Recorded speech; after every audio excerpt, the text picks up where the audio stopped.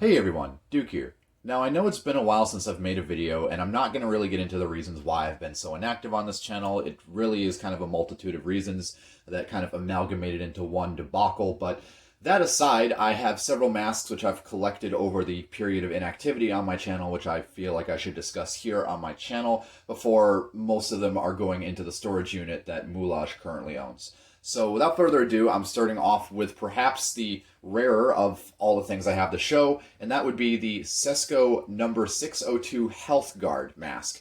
Now, this is the only known surviving example. If you have another example, I would love to know about it, because in my 10 years of collecting, both mine and Moulage's, who's been collecting for longer than I have, we've never seen another example of these. This is the only one that we've seen. And this was the one that was on Johannes Muller's website, Gas Mask Lexicon. I will link that down in the description if you want to see basically this specimen and where it came from. But we don't know why these are so rare. We have a few suggestions, but it's just kind of baffling why these are so few in numbers, and I'm very thankful that I can be able to show and document the lone surviving example of this particular mask. But that aside, not trying to blow my own horn here, getting into the history of the design. So for those of you that know about them, Cesco, or the Chicago Eye Shield Company, had been producing a various line of industrial respirators probably since the early 1930s, maybe even earlier, but they're more well known for their half masks and things of that nature. They didn't really tap into full face masks, and the main one that they were known for producing was the Cesco Fume Guard, another short-lived design which had a very interesting face piece with a 7-point harness and a filter cartridge system, where instead of the filter being threaded on, there was simply a metal casing that you kind of pop this little cartridge into and threaded onto the mask.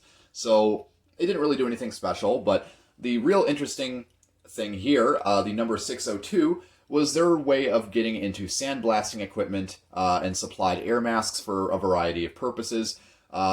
Essentially, this is not a gas mask per se. This is a supplied air mask, as mentioned before, where it would be used in areas where oxygen is either very deficient, where you need a external supply of air, or in areas where the concentration of agent is so high that it sort of overpowers the existing oxygen and would deplete a canister rather quickly. So essentially, this thing would be hooked up to an airline outside of the danger work area, and you would just kind of have it. It's basically like a PAPR, only just giant and mounted well away from the work area. But semantics aside, this thing was probably developed sometime in the mid to late 1930s. It was given a Bureau of Mines schedule on August, I believe, 1940.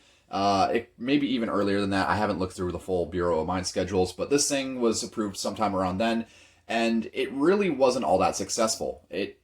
For the few that probably sold, there was probably they probably got used and abused until they were nothing, and then they were thrown out. Whereas other masks that were more popular, like the MSA abrasives mask, which there are still numerous examples of to this day, are also very hard to find due to the fact that sandblasters and other types of work like that, any industrial application, they're naturally going to use the face pieces until they're irreparable, and they basically throw them out. So very lucky that we still have an example of one of these, considering how few of these more than likely sold because of the popularity of the MSA abrasives mask, and just very, very happy to be able to show this off. So don't really have a too in-depth of a history on this. I don't really even know all the applications that this was intended for outside of just being a supplied air mask. Sandblasting was probably the most obvious application for this design, but it could have been used for other things, obviously, where there would be a high concentration of industrial agents in the air.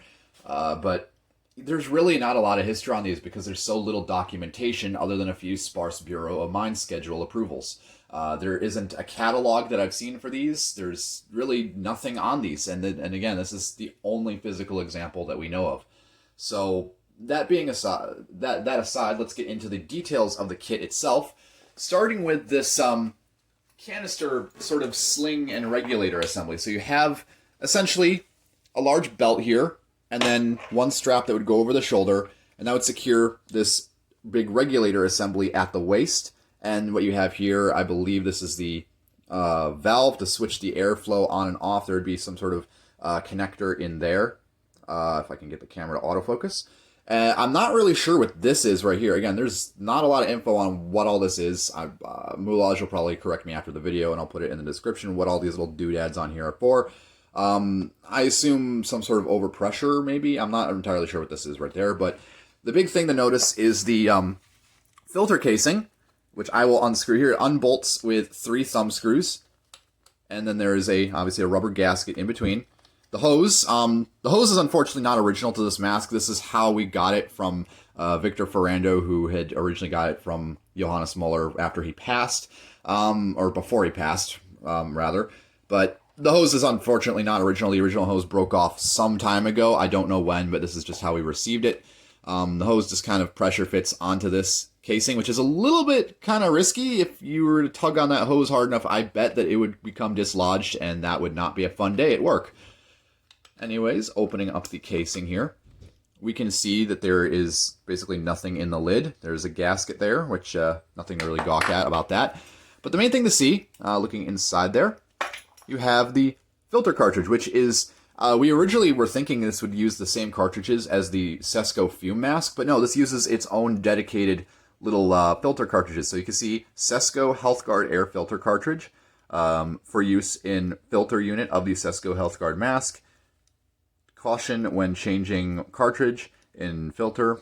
Be sure that the cap is screwed tightly in place, and there's really nothing else to see. It's just a little, what I assume, a particulate canister or cartridge.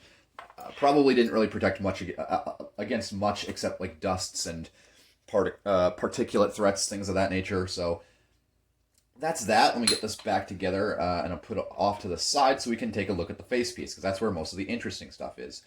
And there could be a lot of comparisons drawn between the face piece and a couple other masks, which I've seen.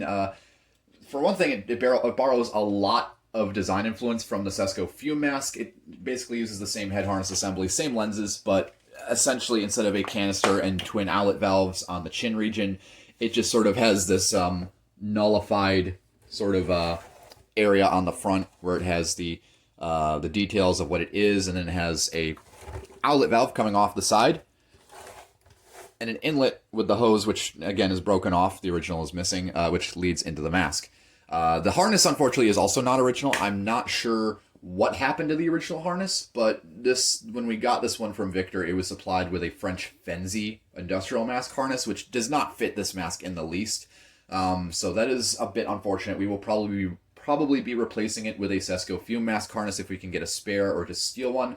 I'm sure Moulage has a spare laying around somewhere, so I'm not too worried about it.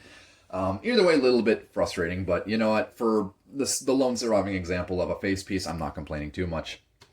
So getting a closer look at the details, you can see that the eyepieces are held in place with a single screw clamp. There's 2 of them, obviously.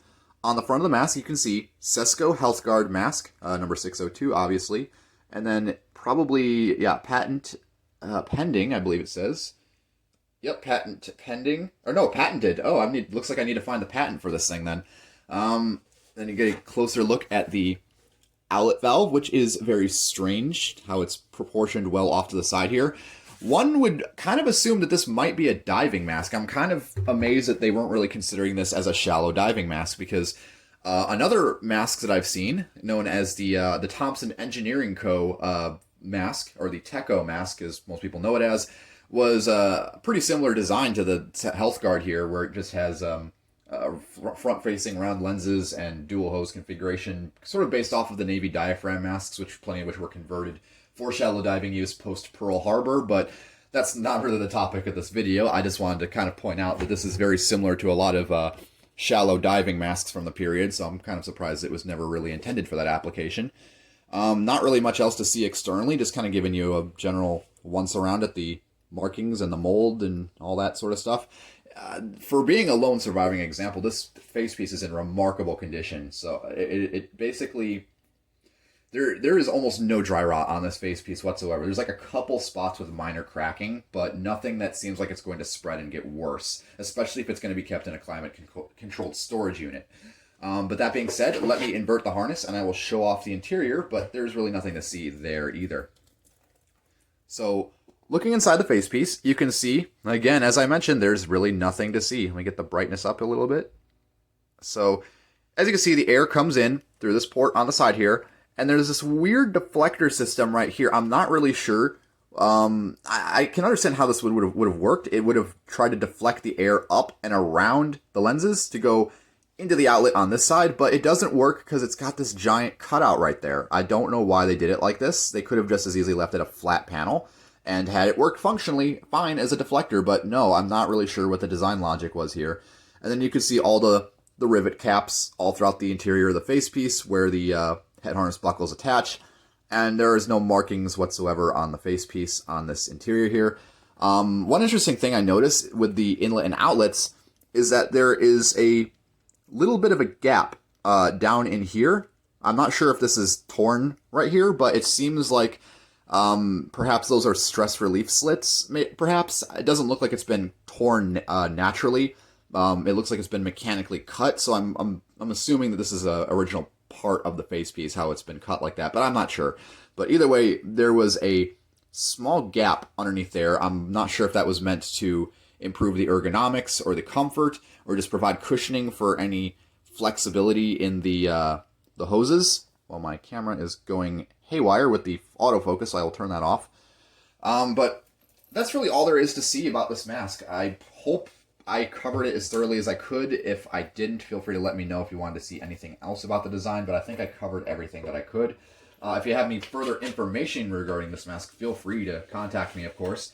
And that's basically all I have to say on it. So I hope you enjoyed. I'll be uploading more videos here shortly. If you have any comments, questions, corrections, or concerns, as always, drop them down in the comment section below. I'm Duke, and I will see you all later.